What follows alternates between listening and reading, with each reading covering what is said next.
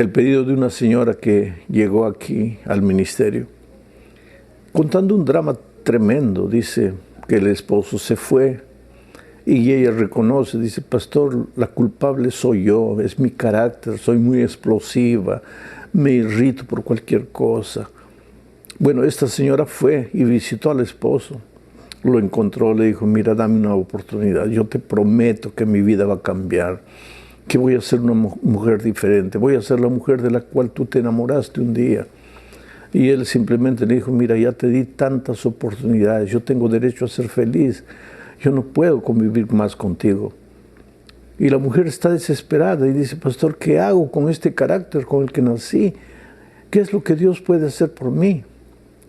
Bueno, la lección de esta semana responde lo que Dios puede hacer, no solo por esa señora, sino que Él puede hacer eso por cualquier ser humano que se siente perdido, se siente acabado, se siente destruido por el pecado, que tiene hábitos, vicios o deformaciones de personalidad, de carácter que no puede cambiar. Otro día un señor me dijo: mira, ya consulté tanto a los psicólogos, ya hice tantas terapias de psicoanálisis, reuniones, sesiones de psicoanálisis, nada cambia, sigo igual. El dolor está por dentro, la herida está por dentro. ¿Qué es lo que puede hacer Dios por nosotros? Bueno, la lección de esta semana responde, porque aunque fue escrita la epístola a los hebreos en tiempos antiguos, sus lecciones valen para nosotros hoy, ya lo dije muchas veces. Entonces, con esto en mente, queridos, vamos a la lección número 4 para el 22 de enero del año 2022. El título de la lección es: Jesús, nuestro hermano fiel.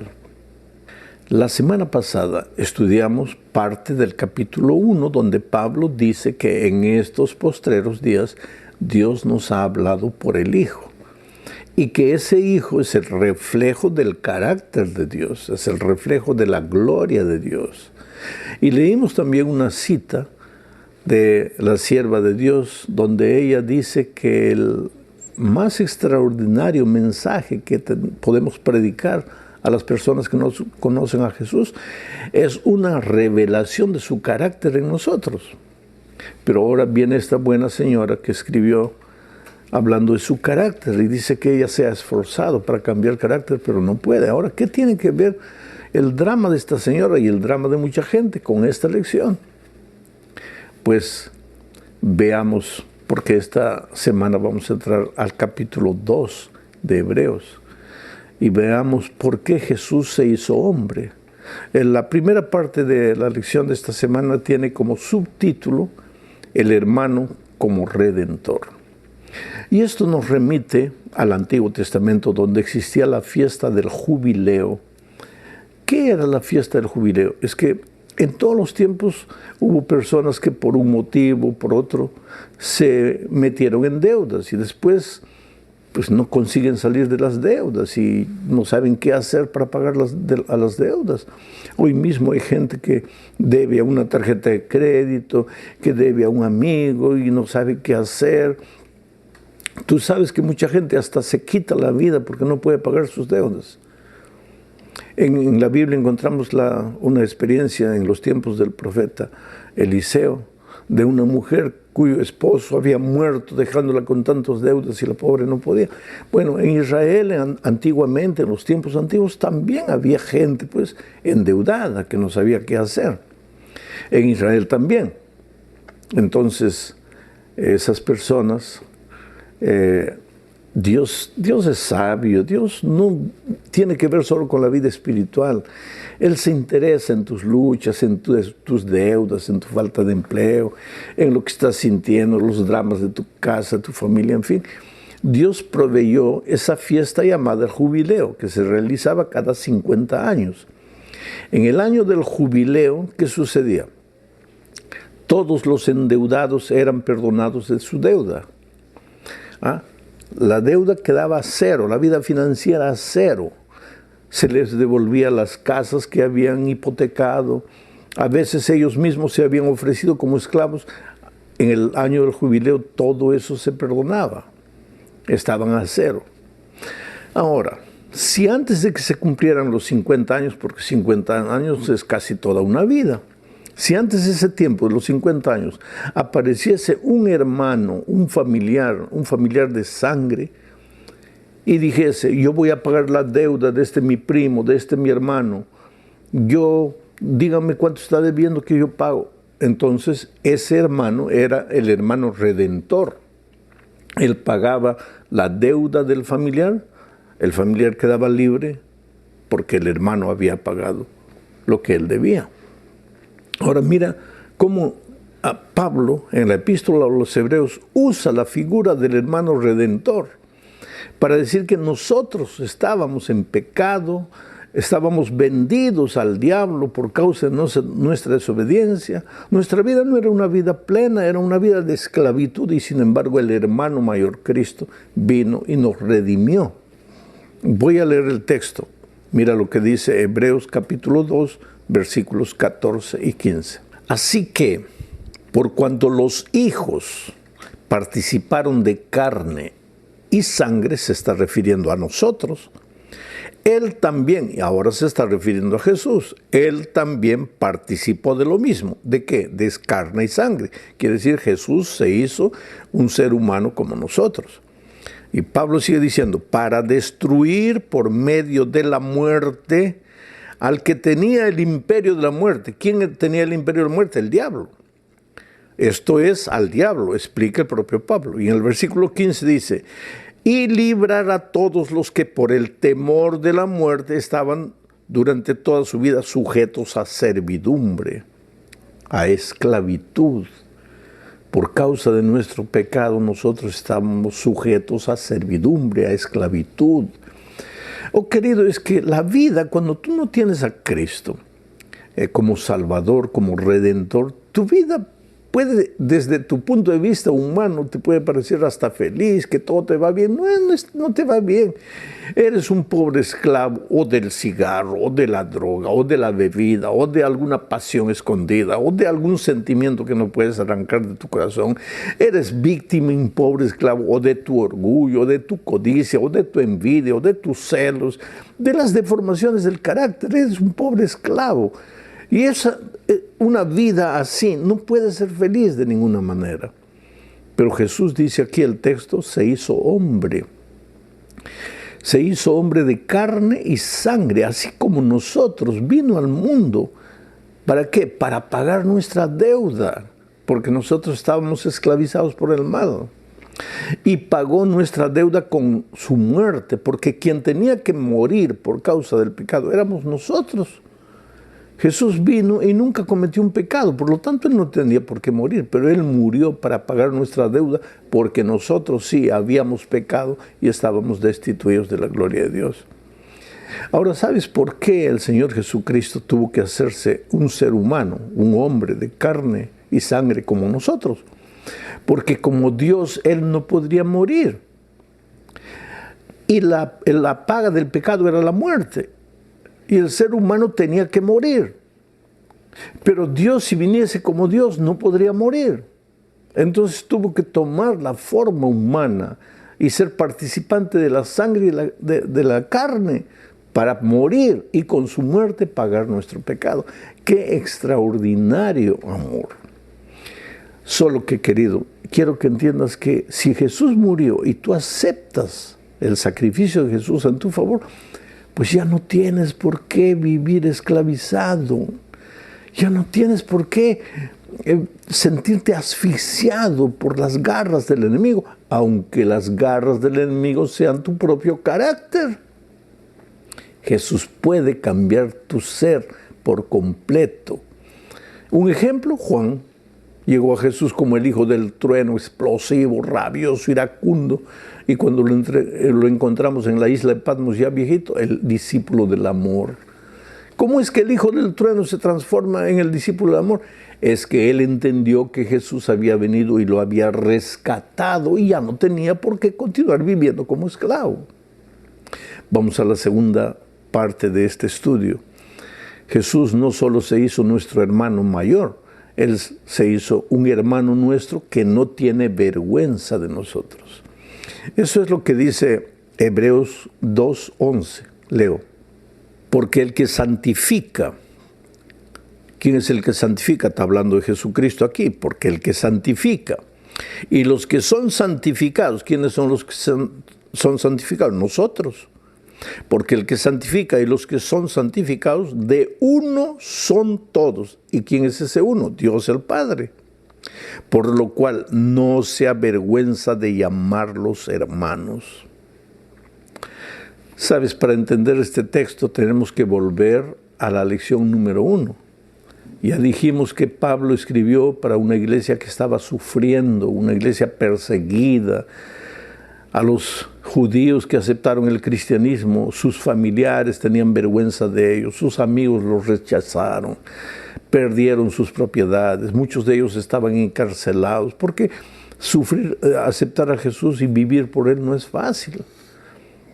Oh querido, a esa gente que estaba sufriendo, a esa gente de la cual sus padres, sus hermanos, sus primos, sus amigos tenían vergüenza, ahora viene Pablo y dice que Jesucristo se hizo nuestro hermano mayor y que Él no tiene vergüenza de nosotros. Pero ¿cómo no va a tener vergüenza? Mira la vida que vives. Yo digo siempre, las personas que encuentro en las alturas de mi país, un pobre ebrio, borracho, acabado, pastor, yo no merezco el amor de Dios. Claro que no mereces, querido, ni tú, ni yo, ni nadie merece en este mundo. El amor de Dios no es por merecimiento, es por gracia. Dios te ama. Con ese carácter horrible que tienes, con esa manera de ser, con tus derrotas, con tus fracasos, Él no tiene vergüenza de decir que tú eres su hijo precioso. Él es tu hermano mayor. Se hizo de carne y sangre como tú para redimirte, porque como Dios no podría morir, pero ahora no tiene vergüenza de ti. Aún en este texto hay una cosa que necesitamos entender, querido. Dice, porque el que santifica, ¿quién es el que santifica? Jesús. Y los que son santificados, ¿quiénes? Nosotros. Ah, pues querido, aquí está uno de los secretos que necesitas entender. Si tú quieres santificarte a ti mismo en el concepto de que santo es el que no peca, el que no falla, el que no hace esto, no hace aquello, porque hay muchos cristianos desesperados. Ay, pastor, por más que me esfuerzo no logro, por más que lucho no consigo. Es que nosotros no nos santificamos. Jesús es el que nos santifica. Nosotros somos los santificados. ¿Por qué? Por Cristo. Pero ¿cómo funciona eso, pastor? Ve a Jesús como estás. Llévale tu vida como estás, tu carácter horrible, así como Juan. Arrodíllate, agárrate de los pies de Jesucristo y dile, Señor, yo no puedo, yo estoy perdido. A esta señora cuya historia conté al principio del comentario, yo te digo, querida, ve a Jesús y dile, Señor, yo no puedo cambiar mi carácter.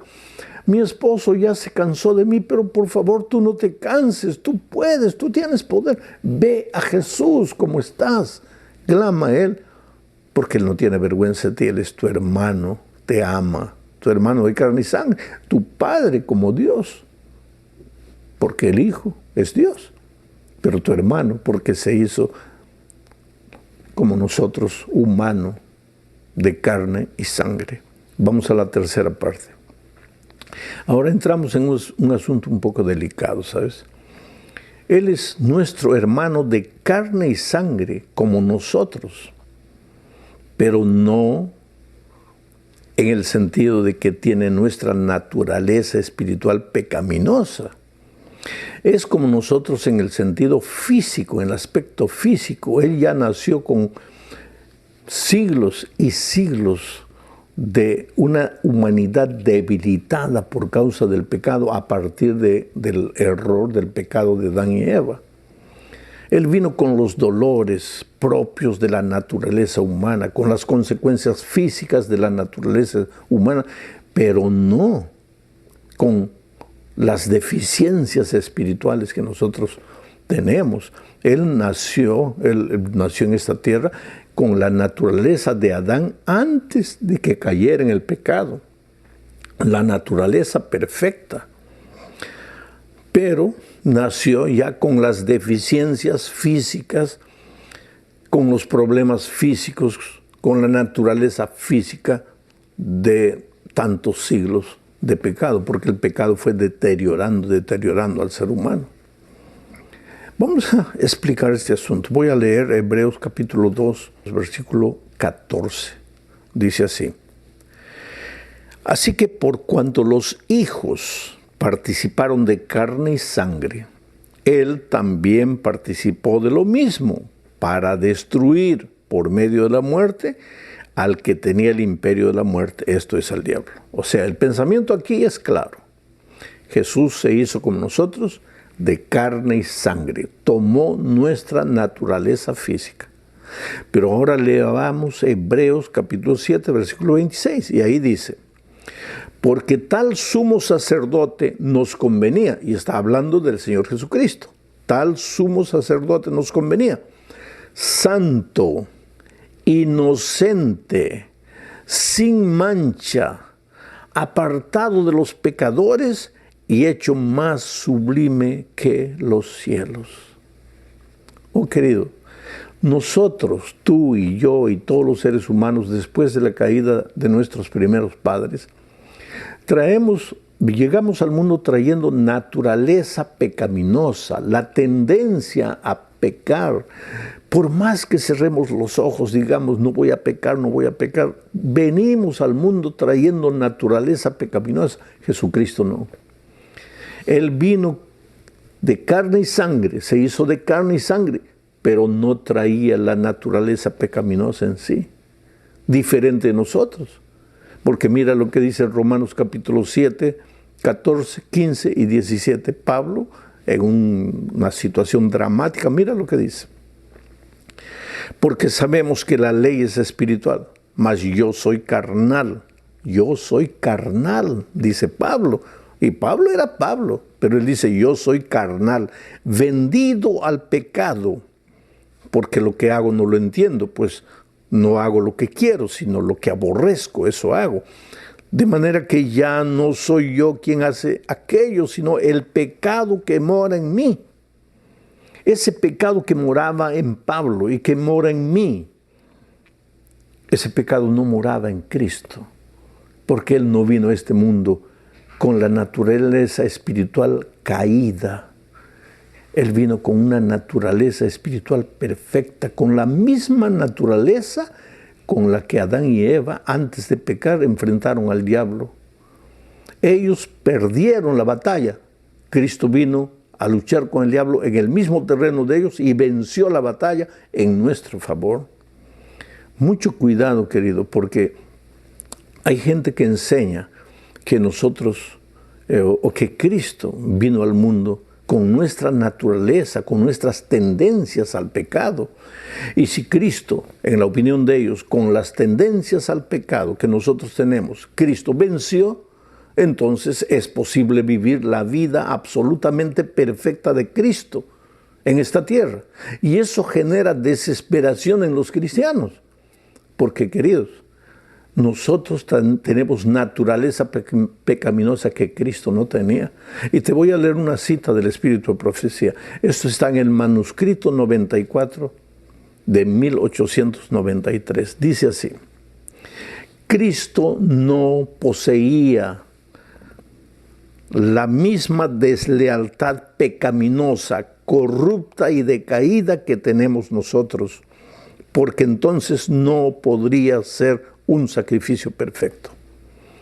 Oh queridos, si Jesús hubiera venido a este mundo trayendo la naturaleza espiritual caída, Él no podría ser nuestro Redentor, porque Él necesitaría de un Redentor.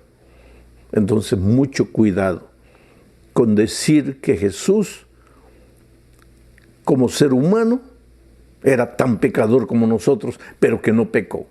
No, Él era nuestro sacerdote, santo, inocente, sin mancha. Mucho cuidado con decir que Jesús tenía la naturaleza pecaminosa que nosotros tenemos. Vamos a la cuarta parte hablando del hermano perfeccionado a través del sufrimiento. Para esto leamos Hebreos 2:10. Dice, porque convenía a aquel por cuya causa son todas las cosas, y por quien todas las cosas subsisten, que habiendo de llevar muchos hijos a la gloria, perfeccionase por aflicciones al autor de la salvación de ellos. Entonces muchos pueden tomar este texto y decir así, quiere decir que el Señor Jesucristo necesitaba ser perfeccionado para cumplir su misión. Pero dice el texto, perfeccionase por aflicciones al autor de la salvación de ellos. Cristo fue el autor. En el consejo eterno del Padre, el Hijo y el Espíritu Santo, para preparar el plan de salvación, el autor, uno de los autores era Cristo, la persona de Cristo. Entonces Cristo no tenía que ser perfeccionado en esta tierra, sino que al tomar nuestra carne y sangre, al vivir como un ser humano, porque ahí está el asunto. Cuando Cristo viene a nuestra tierra, hizo un pacto con su Padre, de que en esta tierra viviría como un ser humano normal, como un ser humano cualquiera, en el sentido de que sería tentado en todo, pero no usaría sus poderes divinos, no usaría sus poderes divinos. Por eso yo siempre digo que Cristo no fue tentado solo en todo lo que nosotros somos tentados. Cristo fue tentado más allá de lo que nosotros podemos ser tentados, porque además de todas las tentaciones que nosotros podemos tener, Cristo tuvo una tentación que tú ni yo podemos tener, que es la tentación de usar sus poderes divinos.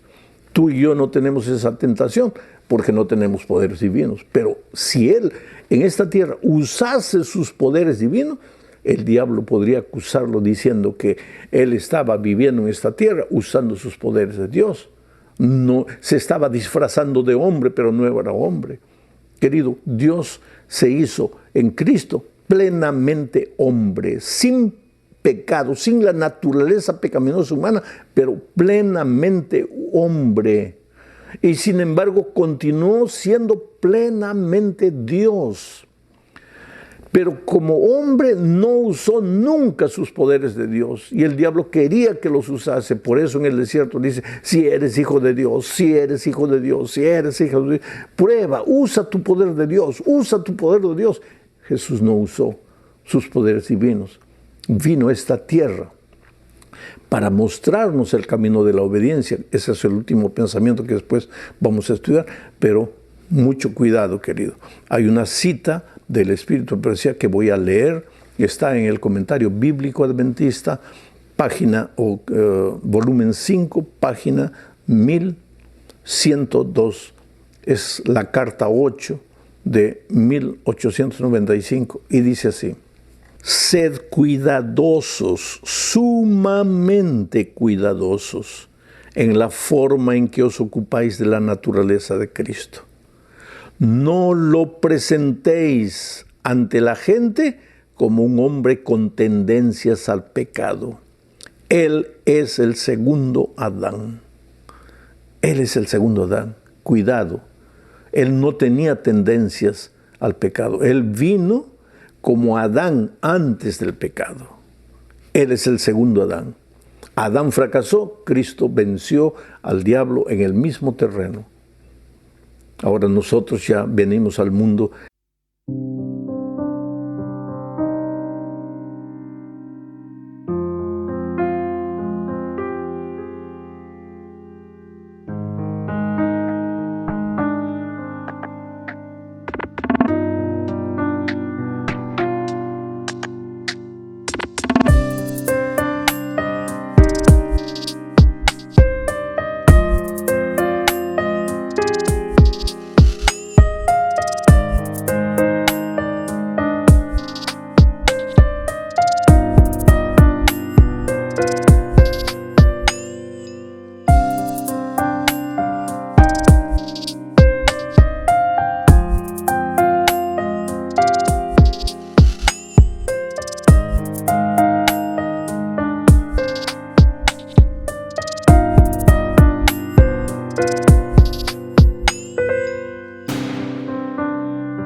trayendo la naturaleza pecaminosa. Entonces puede decir, pastor, entonces Jesús tenía ventaja sobre nosotros. No, no.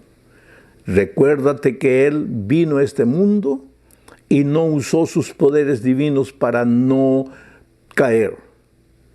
Adán podría, sin ser Dios, podría haber no caído en el pecado, pero por un misterio que nosotros no entendemos, Él cedió a la tentación y cayó con naturaleza perfecta. Ahora, después de Él, todos ya venimos al mundo trayendo la naturaleza pecaminosa, la tendencia. ¿Quiere decir que no podemos obedecer? Sí, podemos obedecer. Y justamente esa es la última parte del comentario de esta semana. El Señor Jesús como nuestro hermano y modelo. Para eso leamos Hebreos capítulo 11, versículos 1 y 2. Dice así: por tanto, nosotros también, teniendo en derredor nuestro tan grande nube de testigos, despojémonos de todo peso y del pecado que nos asedia y corramos con paciencia la carrera que tenemos por delante, puesto los ojos en Jesús, el autor y consumador de la fe, el cual por el gozo puesto delante de él, sufrió la cruz, menospreciando el oprobio, y se sentó a la diestra de Dios.